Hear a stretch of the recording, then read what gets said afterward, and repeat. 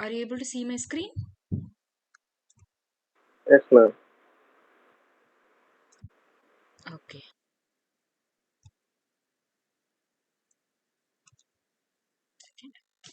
So I welcome to the week 8 live interactive session for the course Polymers Concepts, Properties, Uses and Sustainability. Okay. So as usual, we'll go through the recap of the week 8 lectures. So week 8 lectures covered two different topics. One was viscoelasticity in polymers and the other one was interaction of polymers with other molecules. Right? So the first lecture of the week, the lecture 53 was on testing for application. So it included measurements of properties for a given application. So where examples of different trade tests were given and what are the features of trade test, like it is more a qualitative or it is only for that particular application, right? And it's based on some kind of numbers, right? So these informations were discussed, right? Hello? Yes, ma'am. Yeah. I just need some response because I don't know whether you are there or my connection is lost or not. Okay? Yeah. Okay. Yeah. And then hardness test, different type of hardness test like Shore A, Shore B, sorry, Shore D was discussed, right? And then different methods for testing, like not only for mechanical testing, but also for other properties like refractive index and all. There are trade tests. Uh, that's what was discussed, and then volume and surface resistivity was discussed, and a correlation between them was also discussed, right? And then Yes, ma'am. yeah, the next lecture was on properties of blends. So where the glass transition for blends, how do they vary? If they if the blends are miscible or immiscible, how can you identify the blends are miscible uh, or immiscible and all, was discussed with example plot. And then how blends can be synergistic or having a synergistic effect or an additive effect or sometimes detrimental effect also. And for the same set of polymers, how a property will vary when they are a blend and when they are a copolymer system, was discussed, right? How different the behavior is was discussed, right? And then toughening using rubber particles, and then blends of conducting polymers where polyaniline blends were all discussed, right? And then lecture 55 was on biomimetic polymers. So this was basically on the sustainability, where biomimetic devices and materials, where some biomimicking of this inchworm, right? All those concepts and all were discussed. And then mm, how biomimetic polymers examples in case of lubrication, where for example in human body, the synovial fluid, it plays as a lubricant, and how can we take inspiration from that? And similarly, how can we develop materials that mimic biological organisms, like for example, how can we mimic collagen, its hierarchical structure, and how can we think of mimicking it, right? Building up a different structural level similar to collagen was all discussed, right? And then lecture 56 was on advanced mechanics. So this was basically on properties of polymers, so where phenomenological description of mechanical response was discussed, where mechanical analogs and how overall model, what is the basis for overall model, whether you will have you can have mechanical analogs in parallel, in series, right? To develop different models of polymer behavior based on uh, based on these mechanical analogs were all discussed. And then failure, the mechanical property of failure was discussed, the crack growth mechanism, or how failure occurs in different type of polymers, like during at glass transition, in case of thermoplastics and then thermosets, right? And in case of rubbery state, right? And in case of a like particle composites with particles, right? It was all discussed. And then fatigue mechanism was also discussed. And then there was a summary given on the mechanical response of the polymer structure, right, on elastic, which has linear and non-linear, and then viscous response, and then viscoelastic response. So complete summary was given on the mechanical response, of polymer structures. And then lectures 57 was on viscoelastic response of polymers with examples, where master curves, developing master curves was completely discussed, like how creep compliance of polystyrene at different temperature can help in building a master curve, right? And then master curves based on experimental measurements, and then dielectric response of polyvinyl alcohol, right? And then viscoelastic relaxation time at different measurements, with different measurements was all discussed in lecture 57. So with this, the concept of viscoelasticity in polymers got completed, and the next set of lectures were on the topic of interaction of polymers with other materials, of which the lecture 58 discussed in detail on the polymer packaging, which comes under the uses of polymers. So examples of packaging applications, like how polymers can be used in barrier films, what are the phenomena involved in that, and then impact resistant packaging, secondary packaging, where it just helps in kind of printing and giving some aesthetic appeal, and then electronic packaging was discussed. And then in all these packagings, non-renewable polymers are extensively used, like polyethylene, polypropylene, and all. So how can we bring in the renewable and biodegradable packaging was all discussed, right? And then important phenomena associated with barrier films, like diffusion, absorption, adsorption, leaching, and then the concept of permeation was discussed. And what are the properties of interest, like thermodynamic and transport properties, like thermodynamic related to the phase equilibrium, right? Involving the solubility and concentration difference and all was discussed. And then transport properties like diffusion uh, and permeation were discussed, right? And then permeation was discussed in detail, and the permeation rate for packaging polymers was also discussed in this lecture. And then lecture 59 was on porous polymers or membranes. So polymeric membranes used as separation membranes was discussed, where different mechanisms for separation, like solution diffusion, Knudsen diffusion, molecular sieve was discussed, and then miscibility, so processing to make porous membranes and all was discussed. And then the next topic was on polymeric foams, where different type of polymeric foams, right, open and closed cell, right? And then distribution, how the distribution of pores can differ, like it can be uniformly distributed, or it can be concentrated in the center, and in the edges it can be a solid polymer.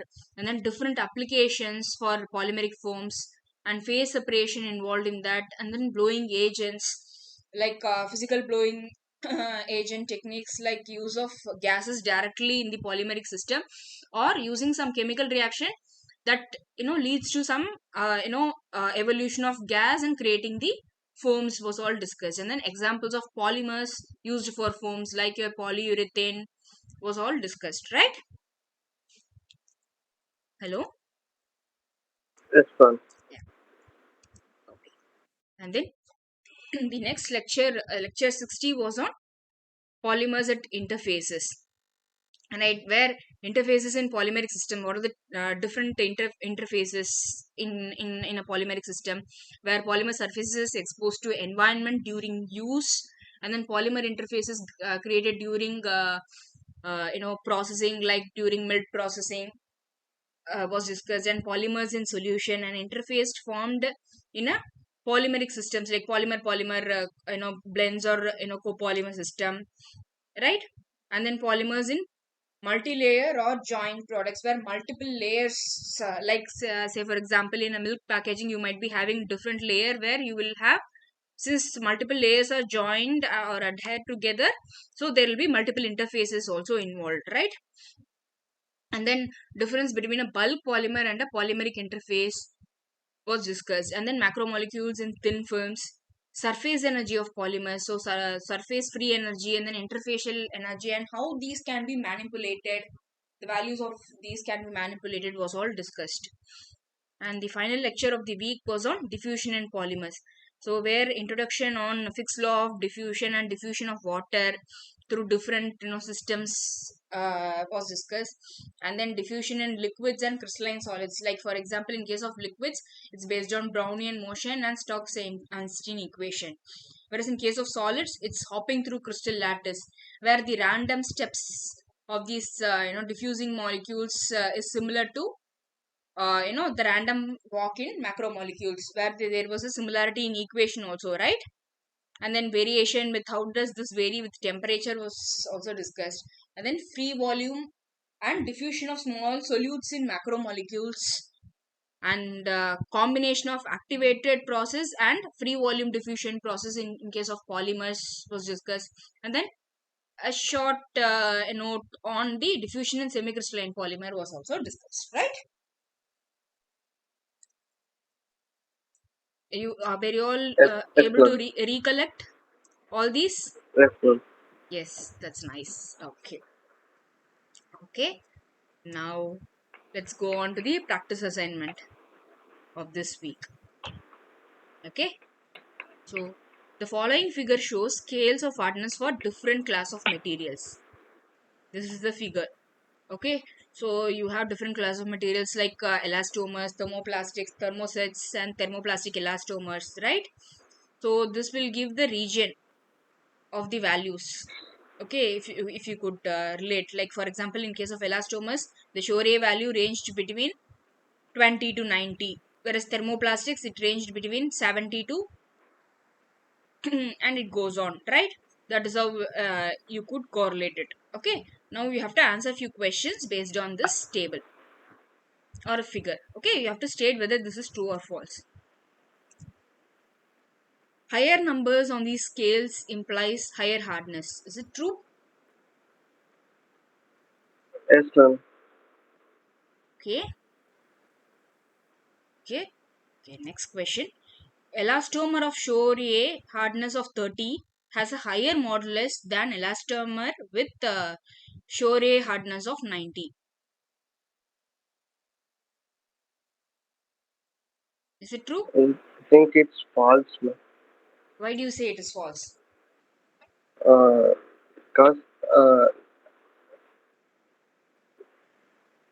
the shore year value of 90 will have a high modulus Come. as compared to 30. Okay. Okay. So, Shivakumar, do you also agree with both the answers?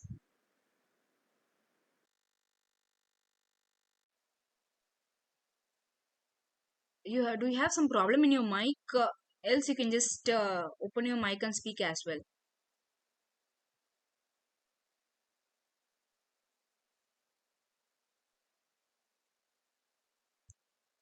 So, what do you think are the answers? You have mentioned Na. That means there is some discrepancy, is it? So Udaya said the first one is true while the second one is false. So do you agree with both the answers or you don't agree? Which one is, do you feel is right? The material having, higher number on these scales implies they have higher hardness. Do you think it is right or wrong?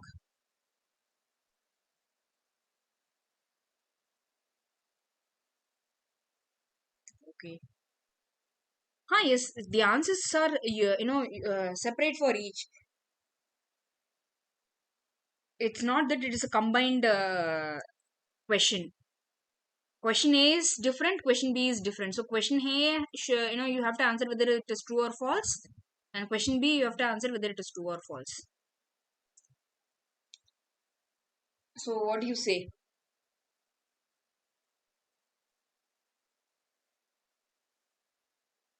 So shall I take that you're also saying A is true and B is false?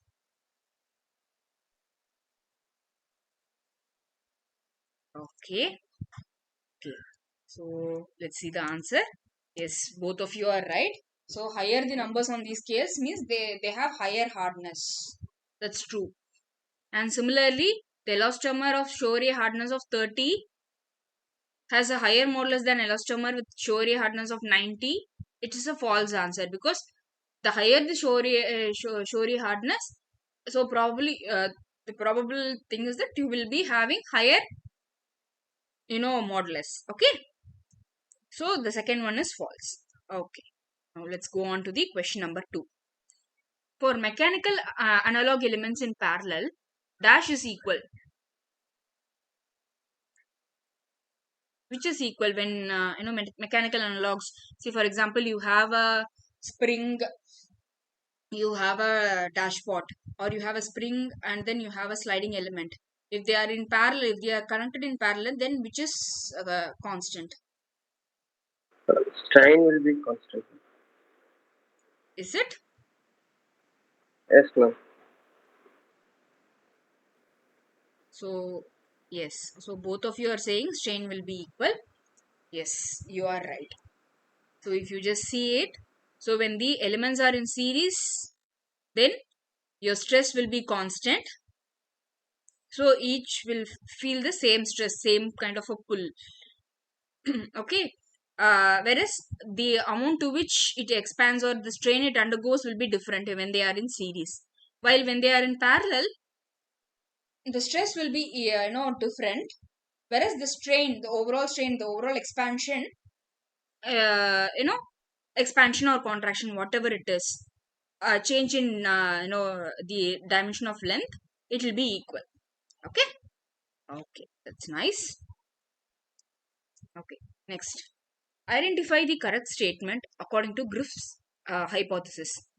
So, rate of stored elastic energy decrease is greater than or equal to the rate at which surface is created during crack growth,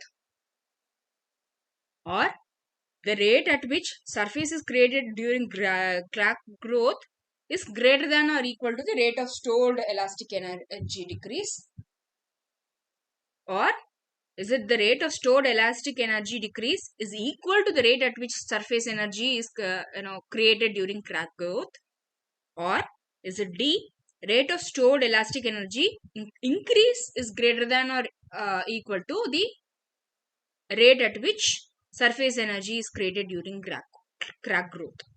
Which one of the option is right? Ma'am, option A is right, ma'am. So the rate of stored elastic energy decrease is greater than or equal to the rate at which the surface energy is created during crack growth. Is it? Yes, ma'am. So what do you say, Shiva? Do you agree with that? Is it option A? Okay. Both of you say the same answer. Yes, it is option A. So this Griffith's hypothesis is based on the stored elastic energy decrease and the surface energy created. So the rate at which the elastic energy decreases will be greater than or equal to the rate at which the new surfaces uh, surface energy is created during crack growth. So this relates the elastic energy and the surface energy, right? Okay. Now let's go to the question number 4. Phenomenon of polymers undergoing plastic or viscoelastic deformation till failure during cyclic loading, usually less than the strength of the polymer, is what is the phenomenon called? Where the material Fat, undergoes fatigue. fatigue. Okay. Yes, ma'am. Okay. What do you say, Shiva?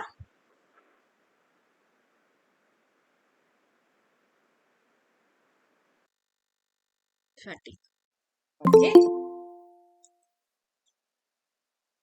Vimalan has joined. Okay.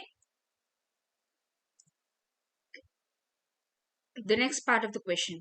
The number of cycles to failure dash with increase in stress amplitude. Decreases with increases in stress amplitude. So you say that with increase in stress amplitude, the number of cycles, leading to the failure will decrease. Okay. Yes, ma'am. So okay, Shivakumar is saying increases. So what about Nimalan? Do you say that the number of cycles increases or decreases? Oh, he left the meeting. Okay, that's fine. Okay, now, so why do you say one of you say decreases, the other one says increases? Justify why do you both say so? Ma'am, as the higher stress imposed on the material get large deformed, ma'am. So higher and higher stresses fails at least number of ways. Okay, okay. Now let's, can we see the answer? So answer to part A is fatigue, as you both said it's right. And then as Udaya said, the number of cycles to failure will decrease with increase in stress amplitude. Hope you remember this endurance limit. So as the stress amplitude increases, so you can just see that here the number of cycle is very less compared to here. Here with a very small stress amplitude, the number of cycles is more, because we are applying a small stress. So the material can withstand with larger number of loading and unloading cycles. So if for example you have a stress of 1 pascal and it takes 100 cycles for it to fail, whereas when you apply a small for example a zero point 0.1 pascal means then the number of cycles, say for example I keep a ice cube of 1 kg on on a some string. Okay, so the number of cycles I keep it and take it out, it depends on the size of the ice cube or the load of the ice cube or the weight of the ice cube. So that's nothing but your stress amplitude. Okay, when I keep a smaller ice piece, then obviously I can load it more and more times. So that is what is all about fatigue and fatigue endurance limit. Okay, hope you got the point, Shiva. So obviously the number of cycles will decrease with increase in stress amplitude. Okay, yeah. Now next question. Lower fatigue resistance for thermoplastics is due to elastic part of deformation during cyclic loading that leads to decrease in temperature, or viscous part of deformation during cyclic loading that leads to increase in temperature, or elastic deformation during cyclic loading leading to increase in temperature, or plastic deformation during cyclic loading leading to increase in temperature. Which one of the option is right? What causes low fatigue resistance for thermoplastics?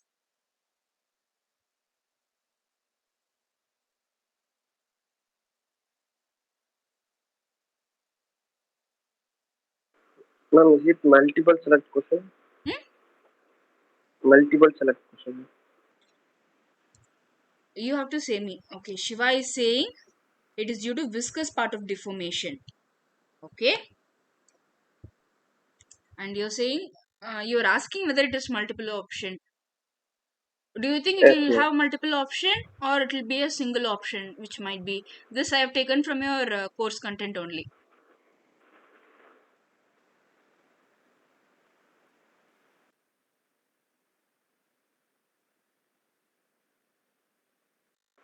You don't know, ma'am. You want to think for a moment? You want to see the option? Yes, ma'am. Who is it?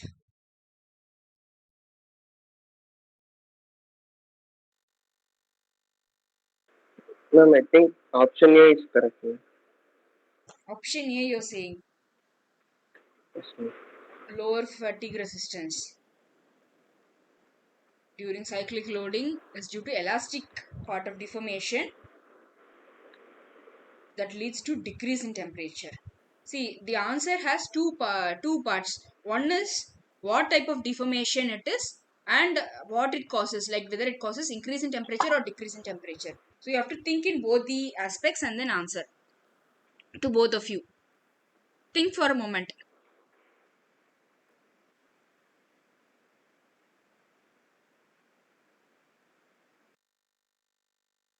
And the question is asking, saying that the material has lower fatigue resistance. That means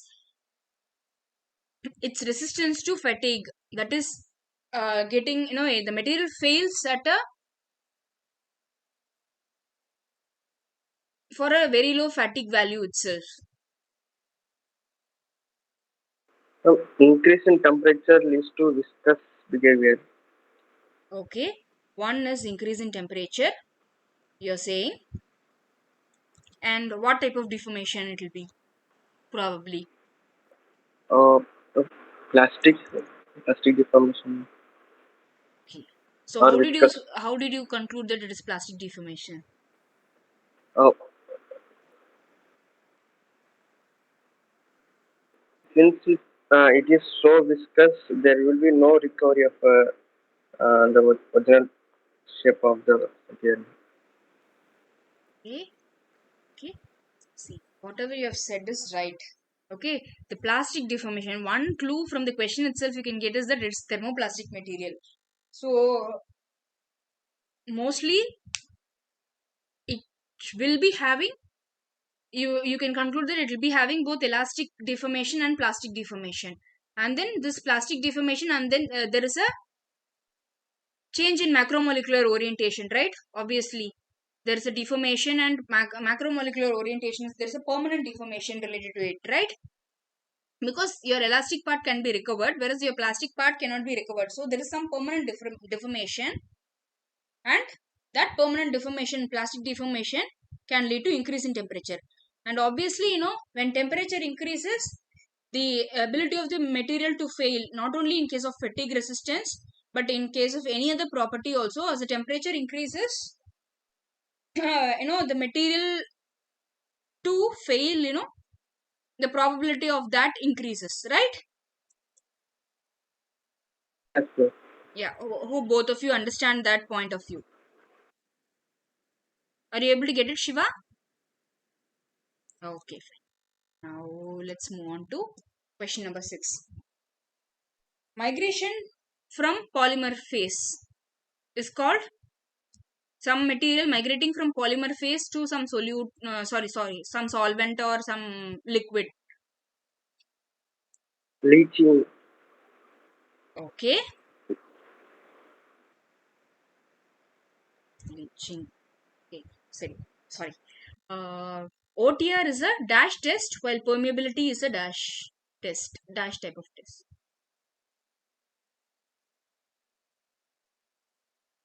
Uh, OTR is oxygen transfer rate, Yes, it's oxygen while, transfer while rate. permeability is the amount of any other substance that passes through the membrane. Okay. But this question is on, some concept that you studied in the first lecture of the week, testing application. This was discussed by the professor in the while he was discussing OTR and permeability. So what type of test is OTR and what type of test is, whether it is OTR or water transport rate, or is it carbon dioxide transport rate, what type of test are those? Barrier resistance.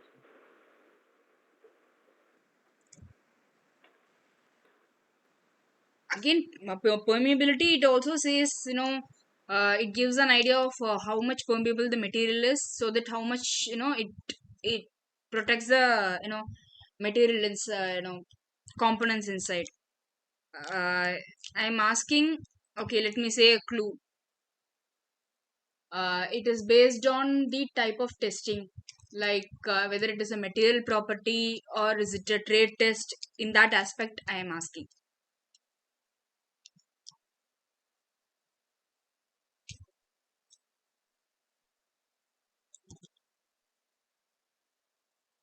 You want to think for a minute again, what type of testing is this? Do you remember? Yes, yes, Shiva, you're right. So, okay, I missed the answer for the migration from polymer phase. It's leaching actually. The other OTR question, the answer is OTR, whether it is oxygen transfer rate or it is carbon dioxide transfer rate or it is a water transfer rate, whatever it is all trade test, because you can see that the unit was per day or something, right? Whereas permeability is a material property. Okay. Okay, okay, ma'am. Yeah. Now let's go on to the next question. Next question is, in nuts and diffusion, pore sizes, the pore size of the polymer or the material is very large compared to the molecular mean free path, or pore size is very small compared to molecular mean free path, or pore size is of the order of molecular mean free path, or there is no correlation between pore size and molecular mean free path in case of nuts and diffusion. Which one is the right answer? No, option C. Second. You're saying pore size is very small compared to molecular mean free path. Is it? No, ma'am. Pore size is of the order of molecular mean field. Oh, okay, okay. You're saying, okay. So, okay, Shivakumar is saying pore size should be very small compared to the molecular mean free path. So, what do you say, so Shiva? Why do you say that pore size should be smaller than the molecular mean free path?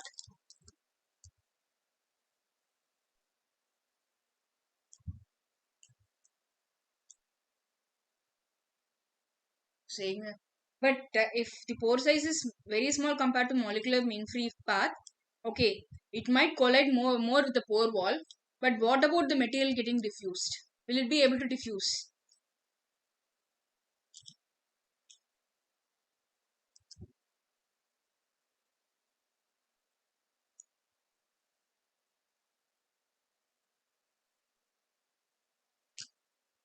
Does it come under the nuts and diffusion,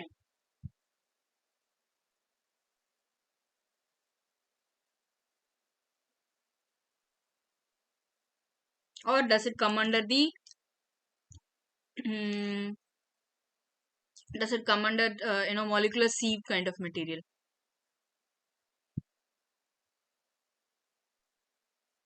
or does it come under the other type of diffusion where pore size is okay? Now let's see the answer. It is actually the pore size should be the order of molecular mean free path.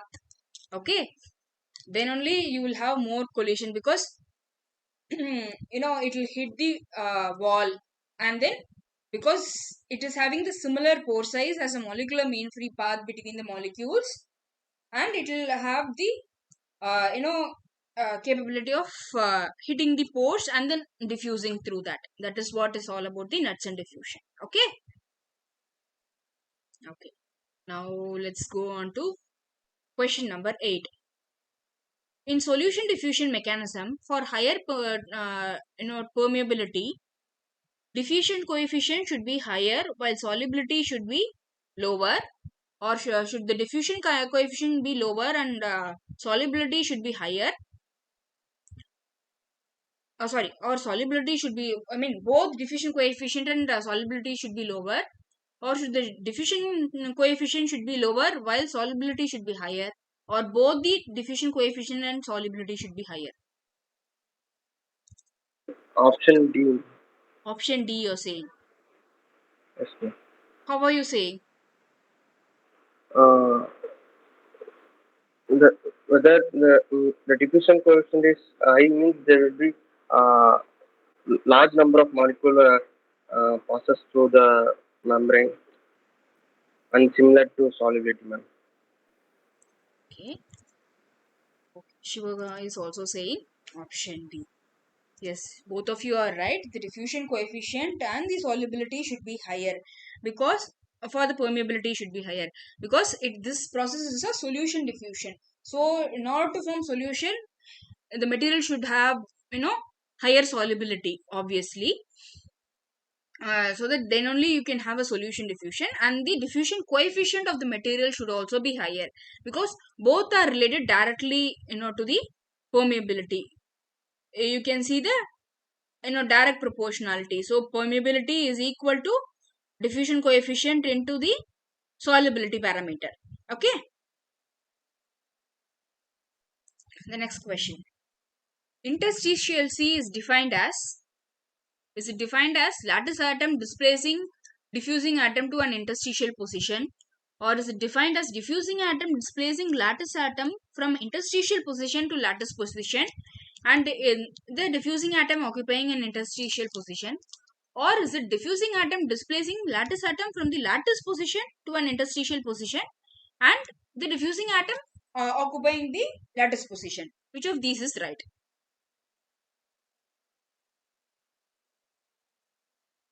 Again, this was discussed in, your diffusion through crystalline solids, when, there was a discussion on diffusion in polymers. In that lecture it was discussed. Which one?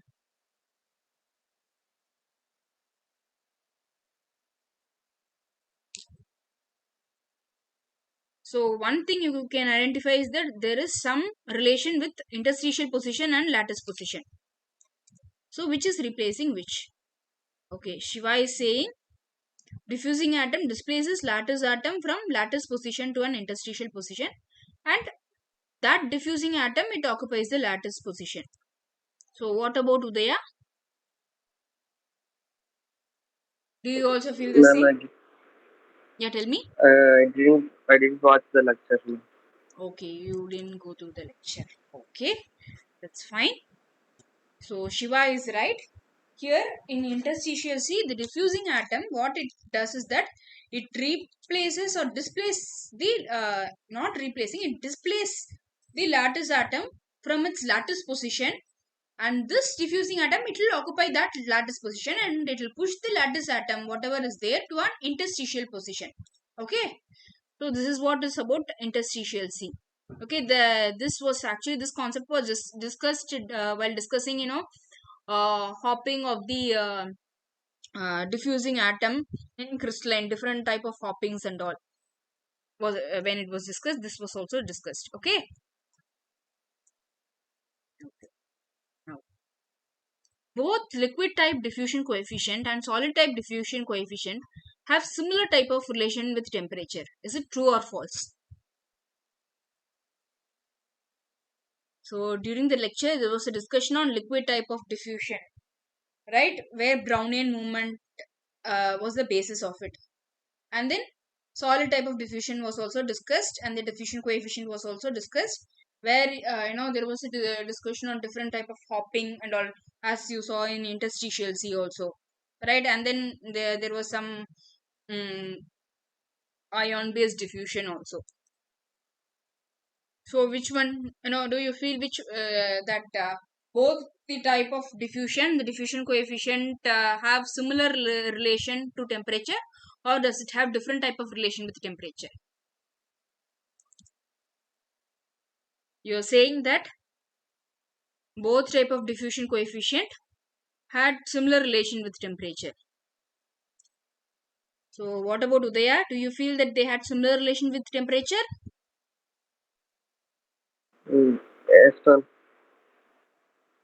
Okay, what type of relation it had? Did it have like direct proportionality or inverse proportionality, or it had some kind of a Arrhenius type of relation? You're saying direct.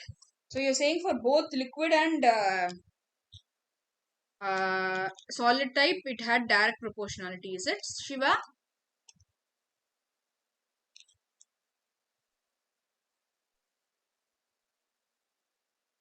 Okay, you're saying liquid had Arrhenius.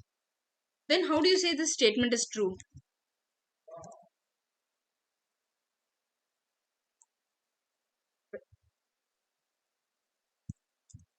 Okay.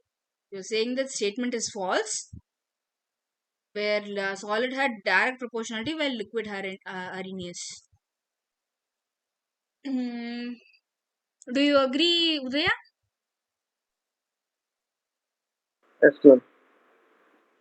Okay, now can we see the answer? Both of you are right in saying that they had different type of relation for both the cases, but the type of relation what you said is wrong actually. So when you say diffusion coefficient in liquids, okay, it's based on Brownian motion where you had the Stokes-Einstein relation. So in Stokes-Einstein relation, the diffusion coefficient was directly proportional to temperature. So in liquid type diffusion, the diffusion coefficient had direct proportionality with temperature. So as the temperature increases, there will be more Brownian motion or random movement of molecule, and that helps in more diffusion. Okay. Whereas in case of crystalline solids or in type of solid type of diffusion, it had Arrhenius relation, because here you can see that hopping mechanism. So it has to replace some molecule and disturb the crystalline arrangement, right? So it has to cross some barrier energy. Okay. So because of that, you will have some Arrhenius type of relation, and that is how the temperature is related. Okay, you got the point. So in case of liquid, it is actually a direct relation, directly proportional, whereas in case of solids only it had Arrhenius relation. And were you able to understand the basis of that as well? Once you understand why that is happening, so because then you can obviously understand how the relation is. Okay. Okay, now let's go on to the next question. Diffusion in amorphous domain is impeded by obstacles in crystalline domain. Is it true or false? So the diffusion in amorphous domain, it is actually retarded or disturbed by the obstacles in crystalline domain. Is it true or false?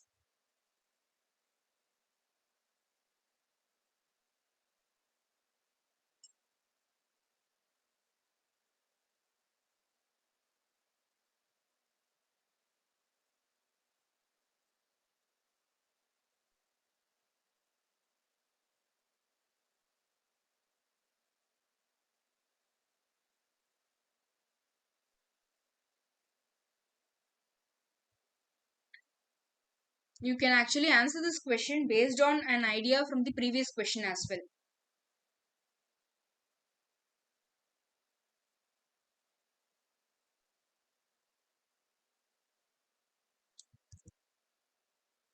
Okay, Shiva is saying true. So what about Udaya? Do you feel that the diffusion in amorphous domain is impeded by the obstacles in crystalline domain? Excellent. So why do you think so?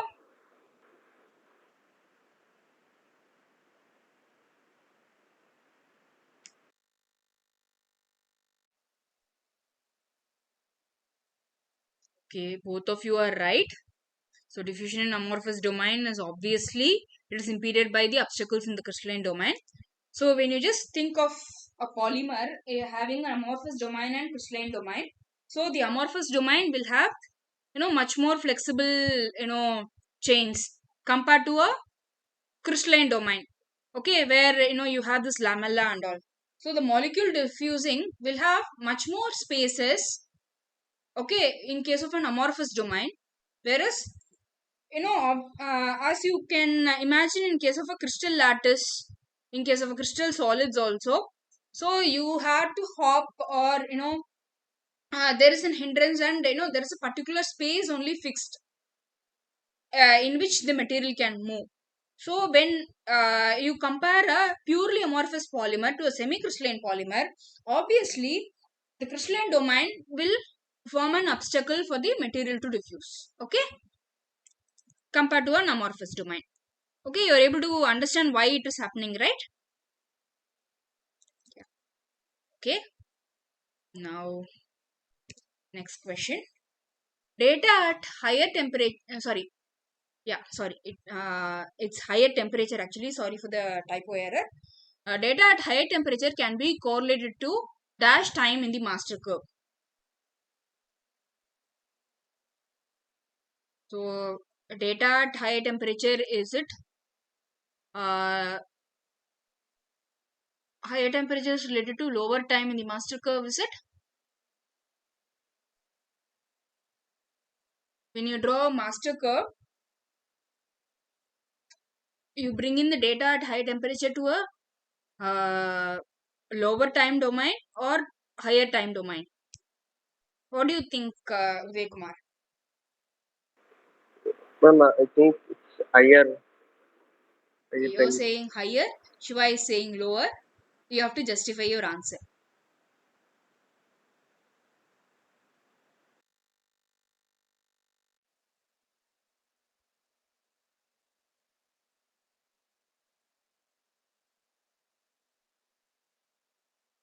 Why are you saying Ma'am, so? if the sample was to be tested for a long time, we cannot test that much time. So we test the sample at higher temperature and use the Arrhenius equation and the WLF equation to draw the master curve for the long time. Yes, you are right. So, as you said, data at higher temperature, it can be correlated to a longer time in the master curve. So, as you could see here in this, okay, the lower curves are for lower temperature, whereas these curves are for higher temperature. So obviously these curve have the lower curves are having more of, this is for compliance. So they are having more of a straight or constant compliance, similar to a solid like material. So at lower temperature, this can be related to a lower time. Okay, the material is not getting enough time to respond, so it is behaving like solid like. Whereas as it goes to higher temperature, you could see more of a Newtonian behavior or a viscous, so the material is able to respond. And similarly, the changes at higher temperature, as you said, we can correlate to a longer time. Say for example, if we have to do some testing for some, say for example, a polyethylene material itself. So if we have to do a testing for 10 years or so, obviously we will not have that much of time. So what do we generally do is that we try to do it at a higher temperature, right? So if it is posed with much more stringent conditions like higher temperature or higher pH, or higher mm, uh, acidic environment or higher basic environment, whatever it is. So that will give you an idea of how it will undergo some changes over a period of time. So that is what is all about the temperature superposition. Okay. Oh, so this is how we develop the master curve. So the lower temperature data will go for a lower time data, and the higher temperature data will go for a higher time data. Okay. And obviously you have to remember that all these are for the linear relations. Okay. Linear response only. So non-linear response you may not be able to correlate with this time temperature superposition principle, right? That is what you had learned in that you know time temperature superposition for linear response, right? It can be scaled and you can develop the time temperature superposition, right? Yeah. So that's it with today's session, because we didn't have any questions in our you know uh, the forum. I think all the questions till last week was all answered. So there was no further questions. So do you have any other questions which we can discuss? Yes, ma'am. Yeah, tell me. Uh, Ma'am, while comparing the TG and heat deflection temperature, which will have higher temperature? I didn't get you. Can you just repeat your question? Uh, while comparing TG Okay. and heat deflection temperature or softening temperature. See, heat deflection is kind of a technique for identifying your TG, right? So once you achieve your, cross your TG, once you achieve a temperature greater than your TG, obviously the metal starts softening and it becomes more rubbery, right? It's more of a Yes, ma'am. technique, if I'm right. Then which will have higher temperature? No, this heat deflection, it is a technique. I think I remember that in your course also it was discussed, that comes under some type of the methods of testing your TG. If I remember, your heat deflection and one more thing was also discussed, where you get the data with temperature, and then all your the changes in the curve, it marks either your TG or it marks your melting temperature. Okay, your melting temperature obviously will be a higher temperature than your TG temperature. Okay, glass transition temperature. But heat deflection, it is a method. Okay. This was asked in the assignment question, ma'am, Okay, in which week 3. Week week 3 of three? question. Okay, okay, okay. Yes, ma'am. Okay, let me just look into it. And if there is any further change, I'll just let you know. Okay? Yes, yes, ma'am. Yeah. Anything else? And another one, doubt, ma'am. Yeah, tell me. Will stretching increases the thermal conductivity or not? I didn't get you again. Will? If stretching of polymer leads to increase in thermal conductivity or decrease in thermal conductivity? Stretching of polymers, you're saying. Yes, ma'am. Okay.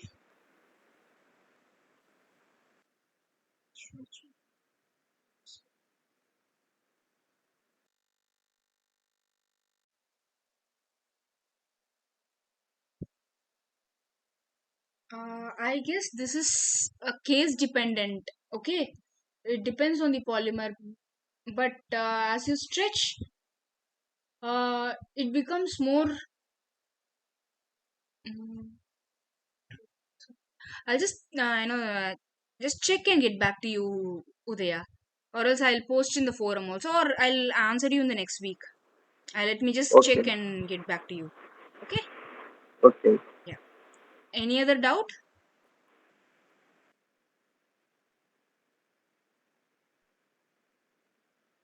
Any other doubt, Shiva?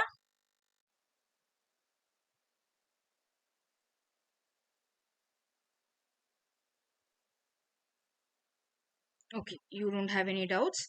Udaya, you don't have any further doubts, right? Or you have anything else? No, ma'am. Thank you. Okay. Okay, fine. Then, so, then thank you for the day. Thank you for your time.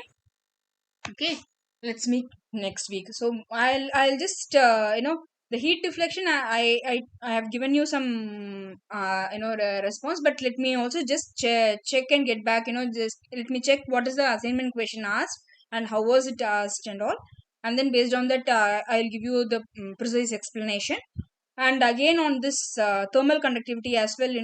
I'll just check and get back to you. Okay. Okay. Yeah.